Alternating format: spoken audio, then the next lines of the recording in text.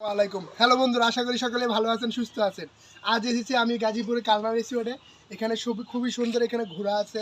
এই যে আমার সামনে দেখতেছেন এখানে ময়ূর আছে, আপনারা চাইলে এখানে আসতে পারেন। এই ময়ূরটাকে নিয়ে আপনারা দেখতে পারেন, বাচ্চা পোলাপানকে দেখাইতে পারেন।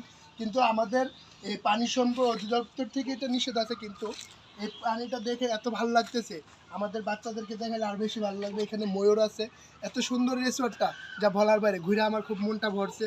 এই রিসোর্টটা এত সুন্দর বলার বাইরে। কালমেঘা রিসোর্ট আপনারা অনলাইনে দেখতে পারবেন, এবং আপনারা অনলাইনে সার্চ দিলে এগুলো শুনতে পারবেন কীরকম। রিসোর্টও ভালো, ফ্যামিলি নিয়ে ফ্যামিলি ট্যুরের জন্য এই কালমেঘা রিসোর্টটা খুবই ভালো।